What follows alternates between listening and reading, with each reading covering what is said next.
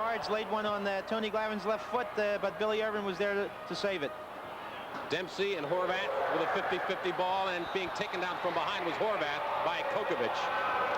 So we'll get a free kick coming up for Washington.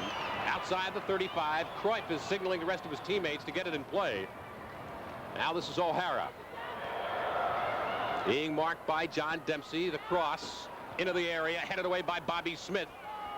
Fidelia and Cruyff waging a bit of a war. Kolovis heading it out of the area, out to the middle of the park. This is Yarushi being marked by McWilliams. Yarushi with a nice piece of work outside the box, left-footed shot, a weak one, gathered in by Bobby Rigby.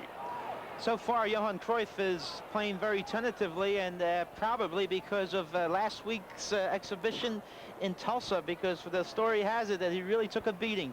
They were all over him, and he was being kicked from front, side, and back. So he's a bit tentative this afternoon, and plus Fran O'Brien is doing a good job on him.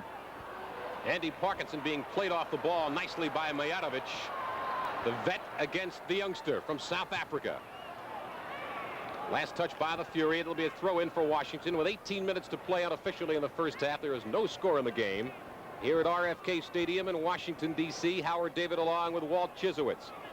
Our next telecast will be on May the 4th from Rochester, New York, and that is always a tough place to play. Oh, I'll tell you, that's the black and blue division of the NASL when you show up in Rochester.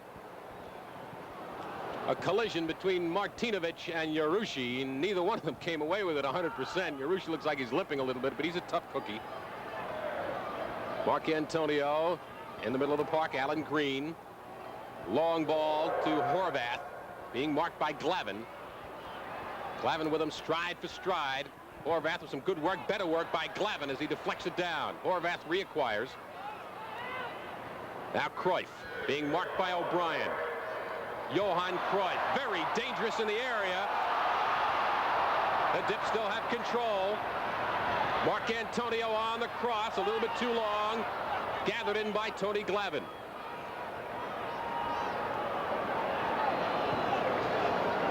Here's Fidelia, nice piece of work to Kokovic. Along the right side, Kokovic looking for Parkinson and deflected away by Wim Jensen. Or correction, that's Mijatovic. Nice execution there by the Fury coming out of the back. Fran O'Brien, Tony Glavin to Fidelia, who freed Kokovic, but then Mijatovic was there to break it up. But good stuff coming, a lot of patience, composure. They're not panicking. They're playing very composed at the moment. Next Saturday, the Fury comes home for their first home game against the tough and newly improved Memphis Rogues. 2:05 is kickoff time. Tickets are available at the Vet or through Ticketron.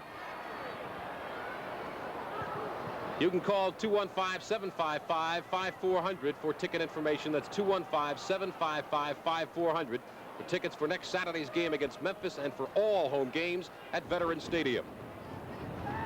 16 minutes to play unofficially in the first half. There is no score in the game. The Washington Diplomats had a penalty kick by Bobby Stokes, which was anticipated very well by Bobby Rigby, and he made the save.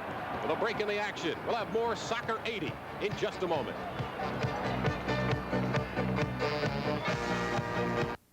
The gas guzzler is no longer the American car. It's the American driver.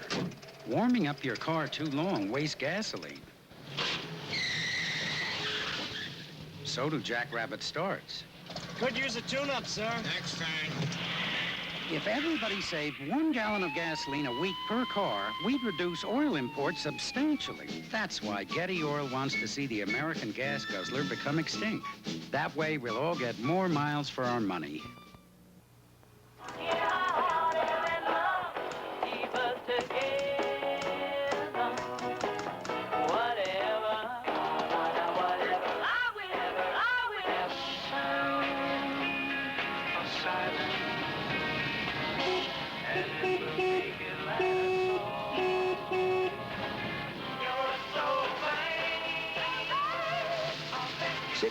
WIP. We play your songs. The crowd on their feet at RFK Stadium here in Washington, D.C., and Walt, here's why. Let's have a look at this one. Sonny Askew just got a pass from Johan Cruyff and shielded and faked and fired with his right foot to the far corner. Bobby Rigby being screened, had no chance at that one, and now the Dips go ahead 1-0. And it's unfortunate because they stopped Cruyff, and Cruyff still was able to slip away, and good defensive work, but Sonny Askew did some magic, the American kid who has played for the United States. Glavin fires the shot off the mark, almost deflected in. Last touched, I believe, by the Washington Diplomats. Will have a corner kick for Sonny Askew. That is his first goal of the year. So it's a bad break for the Fury because they had played well up to now, and in the last 32 minutes at least, and now catch one of those. Those goals don't happen that often, but certainly give credit to Sonny Askew, the Baltimore kid who's been with the franchise here for 4 years, and he's played exceptionally well, and he got a great goal using his back, screening it, and then firing it to the far corner. Kokovic with the corner, a low corner, and taken down easily by Johan Cruyff as he just tips it to Irwin. The Fury seemed to have control of the game throughout most of the first half, or a large portion of it at any rate. They stopped Cruyff, as Walt said, and then Stokes just wheeled and fired. Irushi being taken down from the play, or being checked from behind by Jimmy Kolovis. Quickly put back into play. And we got a foul called against the Philadelphia Fury. It looks like Radi Martinovic took down the number 28 Alan Green, so it'll be a direct free kick right outside the penalty area, and again dangerous because anytime Cruyff is around that ball, he can create a lot of magic. Our next telecasts are our next three telecasts, Rochester, Detroit, and the Cosmos. We'll go back to that right after Cruyff takes the kick. He is very dangerous from any part of the field. They're setting up two players in the wall, Fran O'Brien and Pat Fidelia, and there's a bend ball. And Rigby had his eye on it all the way. Well done, Bobby Rigby. Rochester, our next telecast Sunday, May the 4th. That'll follow the Phillies telecast. And on Wednesday, June 25th, the Detroit Express at 8:30. And then Wednesday, what has to be the biggest TV game of the year, certainly, the Cosmos, always tough, at Giant Stadium in New Jersey.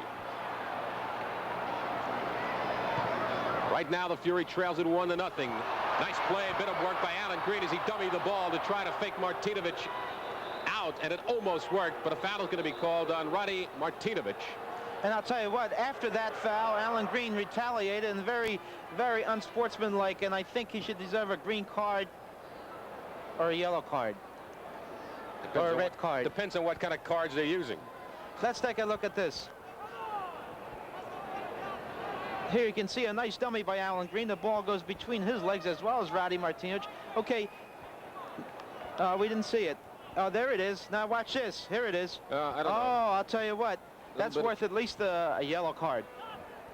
This is Cruyff being marked by O'Brien. Top of the box. Cruyff with a left-handed shot.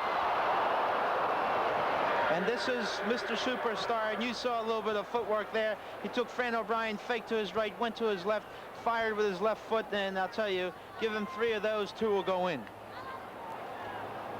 Goal kick coming up for the Fury with 11:40 to play in the half. Philadelphia trailing Washington 1-0 on the Sonny Askew goal with 14 minutes left in the half. Glavin and Horvath, and little Glavin comes up with it. Unbelievable. He took a header away from Horvath, who's like 6 inches taller. Nice piece of work by Tony Glavin. Coming up the side, Martinovic, now Kolovis. Kolovis looking for Glavin, and it's intercepted by Horvath. Nice bit of work by Joe Horvath. Johan Cruyff in the middle of the park.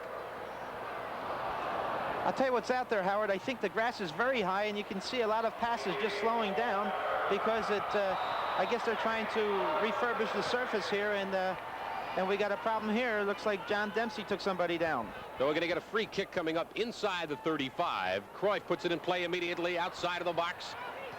Dempsey with a good piece of defense, reacquired by Cruyff, and it was touched in the box by O'Brien. The referee didn't call it, and the Fury gets a big break. Yes, it did. There was a handball. Fran O'Brien touched it, but a break for the Fury. Smitty taking on Horvath, trying to clear it out of the area, and Rigby will gather it in. With 10:30 to play in the first half. The score 1-0, Washington over Philadelphia. We'll have more Soccer 80 in just a moment.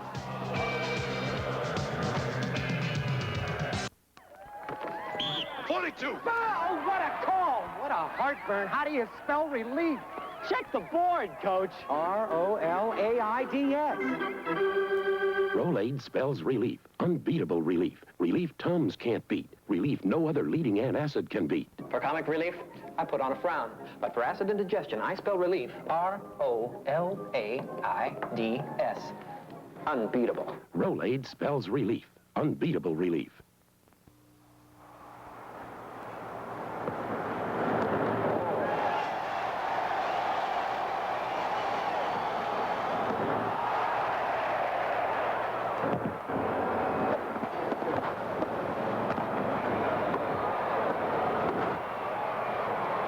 A professional goalkeeper makes a lot of great saves on the field.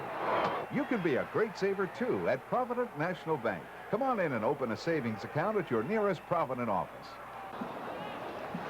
We're getting an offsides call against the Philadelphia Fury. Now, the Memphis Rogues come into the Vet next Saturday. For ticket information about the Memphis game and all home games at the Vet, there's the number to the call, 215-755-5400.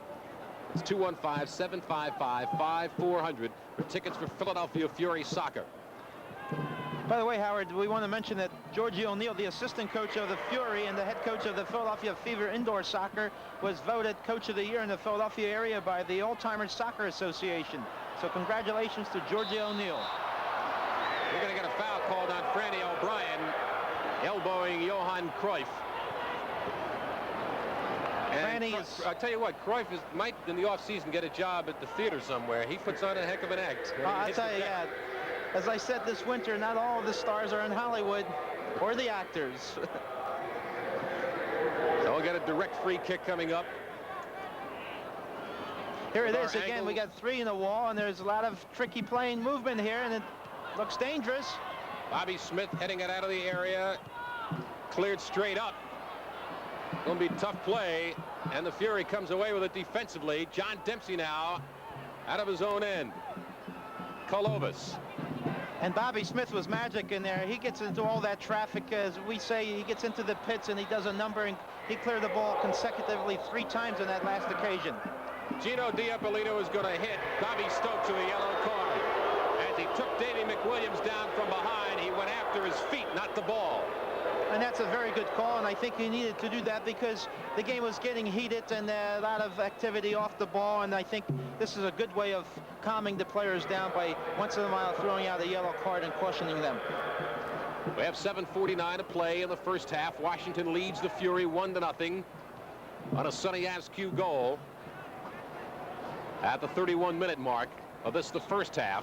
Tony Glavin to take the free kick into the area. Parkinson heading it up. And Kokovic was headed away from the play by Tom O'Hara. Good defensive play by O'Hara.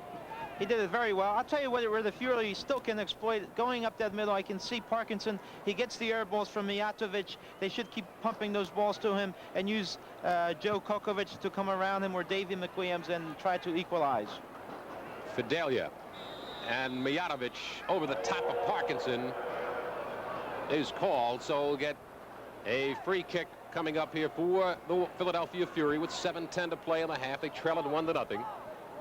Glavin, 40 yards away from goal, looking for Dempsey in the air, heads it up, and we're going to get a foul called against Dempsey, I believe, or McWilliams. McWilliams for pushing, and a good call. Gino saw that one, and Davey was trying to cheat a little bit and take advantage, but Gino D'Appolito saw it, and so the direct free kick for the Diplomats. 6:45 to play in the first half. Dipz lead it 1-0. McWilliams tackled away nicely. Sonny Askew, right. He's a good one. He's a young American who grew up in the Baltimore area. Got the goal, a big one here. The one that so far is having the Dipz in the lead 1-0, and he's playing very well at midfield, and certainly he's very excited to play with Johan Cruyff. Foul on Yarushi. O'Brien into the box.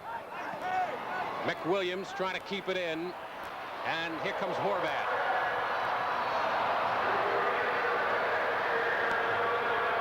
Janssen directing traffic. Now Cruyff being marked by Kolovas inside the 35, coming near the top of the box. Johan Cruyff deflected away by Kolovas. Good defensive play by Jimmy the Greek. Excellent defensive play inside by Radi Martinovic. Fury having a bit of a problem trying to penetrate the defense of the Diplomats, who are playing very well, particularly since they scored that goal some 9 minutes ago. They've regained their composure, playing with confidence now, and certainly Johan Cruyff has taken over very actively with the ball and without the ball. So they're a little bit on top of the game at the moment. This is Franny O'Brien being marked by Carmen Marcantonio. Now Colovis marked by Askew.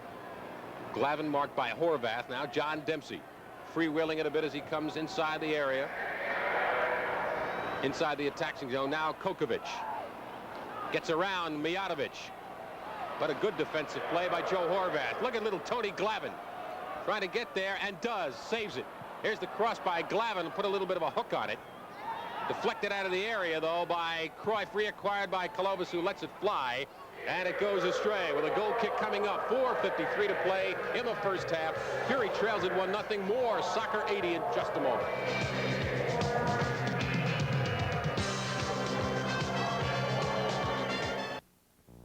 Two houses that look good until you take a good look. You could paint them, or you could put siding on them, or you could do something much better. You could brick face them with Interstate Brick Face. It costs about the same as aluminum or vinyl siding, but it's not prefabricated and it's not nailed on. It's 3 separate layers of tough steel reinforced cement that will seal and insulate your house. It's better than aluminum siding because it can't dent or scratch. Better than paint because it's maintenance-free, fireproof and weatherproof. But best of all, Interstate Brick Facing is beautiful because we can shape it, sculpt it, color it, texture it, design it, pattern it. In fact, we can brick face any surface just the way you want it to be, or just the way you want it to be. Your house, your way. That's our way. For more information and a free estimate, call now 1-800-228-5656. That's 1-800-228-5656. Fury trailing the Diplomats 1-0 with 3:40 to play unofficially in the first half. Howard David along with Walt Chisowitz, RFK Stadium under a cloudy Washington sky. Tony Glavin on the throw-in. A good crowd here. It looks like easy 20 to 23,000 people, and they actually came to see the new faces of both teams, and certainly Johan Cruyff is a new face in the Washington area, so they came out to see him perform. Nice ball by O'Hara to Horvath. He crosses it into the area a little bit too long. Colovis over the goal line. It'll be a corner kick coming up for Washington. And this Johan, again, excuse me, go ahead. I'm sorry. This again, anytime you have restarts such as free kicks or corner kicks and Johan around the ball, there's a problem.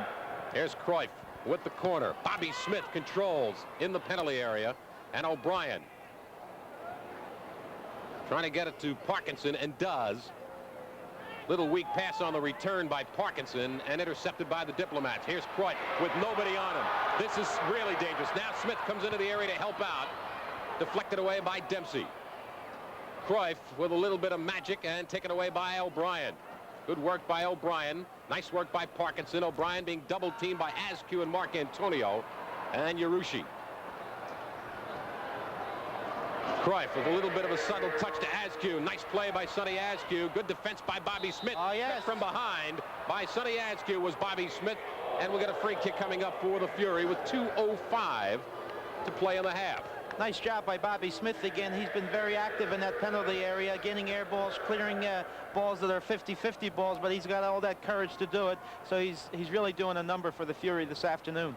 Eddie Fermani wanted desperately to get Bobby Smith under a Fury contract, and he got his wish 2 to 3 days ago when Bobby agreed to terms as a free agent. There's Cruyff looking for Green, being marked by Martinovic. Green with a lefty shot goes over the top with 1:35 unofficially to play in the first half. Washington leading it 1-0 on the Sonny Askew goal at the 31-minute mark. And it looks like the pace has slowed a bit because it's a very humid day here. It's in the 70s and humid. But here's Bobby Smith getting in the attack now. Smith with a long cross looking for Fidelia. Fidelia couldn't quite get control of it. He had outjumped Marcantonio for the ball, but didn't quite get all of it. I think this is the approach they should use in the second half with more air balls, because I think Fidelia and Parkinson can win them, and the Diplomats defending third, and use that as a ploy to get some goals. From our end zone camera, Dempsey heads it out of the area. Reacquired, though, by Janssen of the Diplomats. Now Sonny Askew inside the 35, taken on by Kolovas, two number 17s. Nice bit of work by Askew. A little bit too hard and a little bit too far for Bobby Stokes, who only stands about 5'8".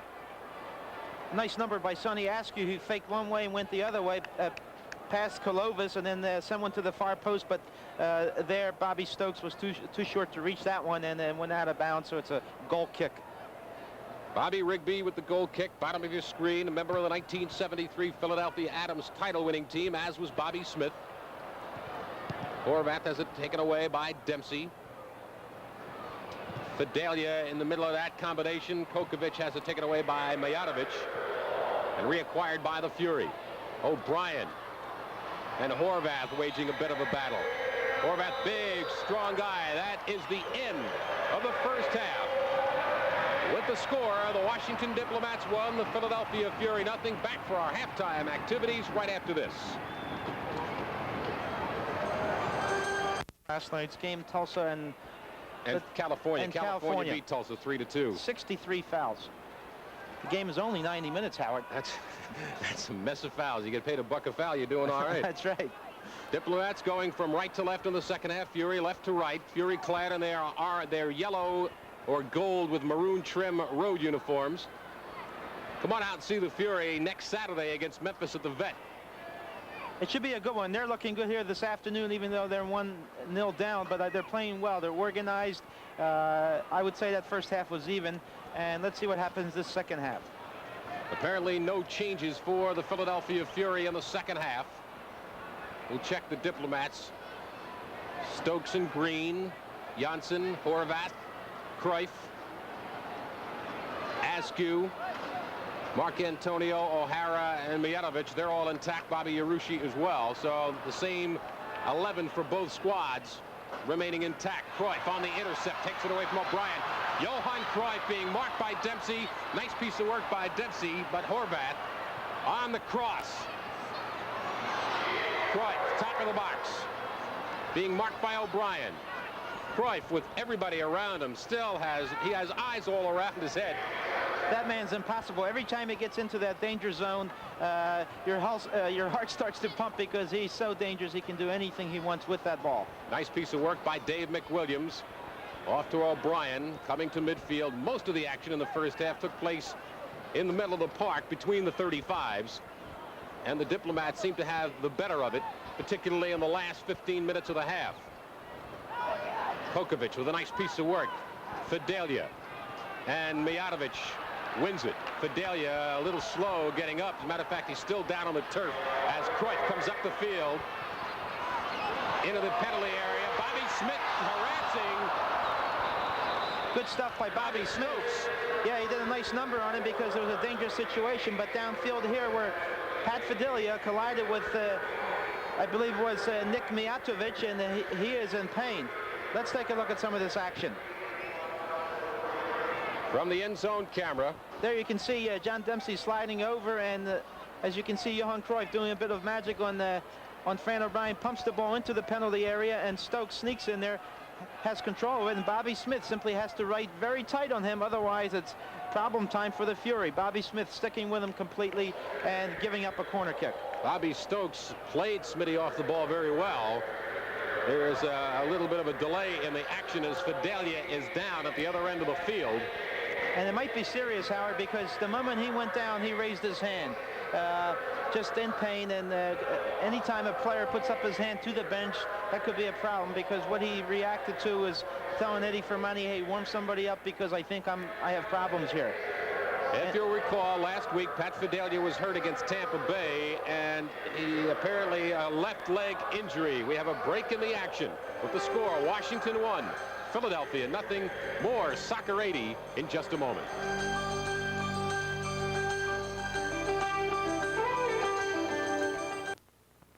Squeeze and go from flat to fluffy. Squeeze with Prel concentrate. Squeeze and go from flat to fluffy. Squeeze and you're gonna look great. Squeeze.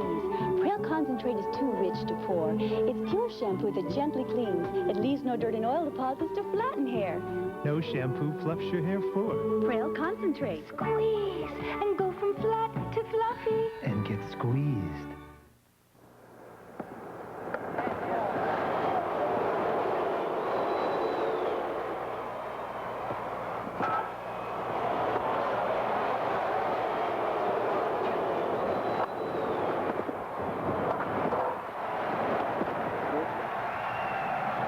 When the things you most want in life always seem to be just out of reach, start saving for them at Provident National Bank. Open a savings account at your nearest Provident office.